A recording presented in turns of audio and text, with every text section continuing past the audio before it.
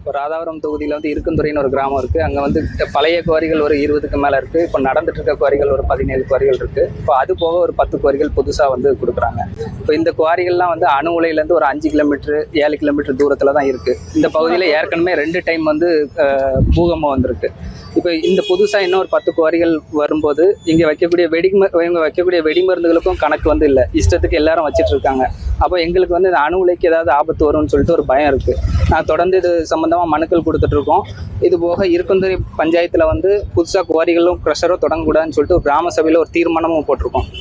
அந்த தீர்மானத்தை வச்சு தீர்மானம் போட்டு 1.5 வருஷங்கிட்ட ஆச்சு. என்ன இது வரைக்கும் அது சம்மந்தமாகவும் எந்த மனுக்களும் எடுக்கிறதில்ல. இப்போ பொதுமக்களோட கோரிக்கைகள் வந்து எதுவும் ஏற்றுக்கப்படாதனால இப்போ வந்து நம்ம வந்து கலெக்டர்கிட்ட வந்து சம்மந்தமாக மனுக்கள் கொடுத்துட்டு புதுசாக வரக்கூடிய அந்த 10 குவாரிகளையும் நிப்பாட்டணும்னு சொல்லிட்டு மனு கொடுத்துருக்குன்னு வந்திருக்கோம்.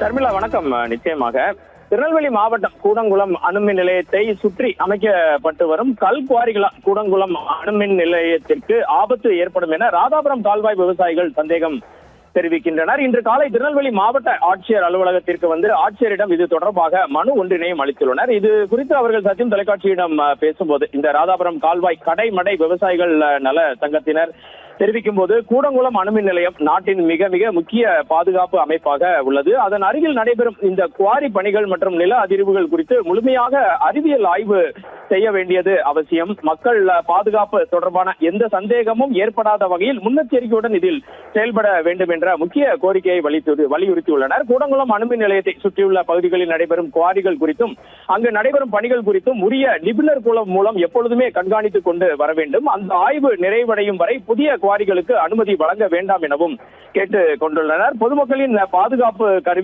கருதி தாங்கள் இந்த நடவடிக்கையை மேற்கொள்வதாகவும் விவசாயிகளுக்கு எந்தவித பாதிப்பும் வந்துவிடக் கூடாது எனவும் தெரிவிக்கின்றனர்.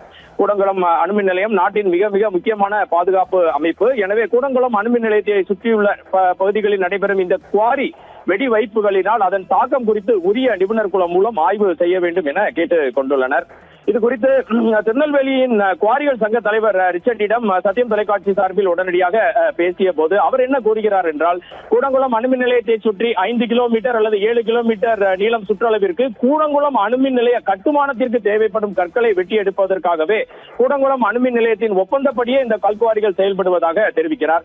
கூடங்குளம் அணுமின் நிலையத்திற்கு தேவையான கல் மற்றும் ஜல்லிகளை அவர்களுக்கு வழங்கியதற்கே அனுமதி கொடுக்கப்பட்டிருப்பதாகவும் இந்திய அரசின் அணுசக்தி கழகம், தமிழ்நாடு அரசு, திருநெல்வேலி மாவட்ட நிர்வாகம் ஆகிய அனைவரிடமும் ஒப்புதல் வாங்கியபடியே பாதுகாப்பு நடைமுறைகள் படி இந்த குவாரிகள் செயல்படுவதாகவும் தெரிவிக்கிறார்.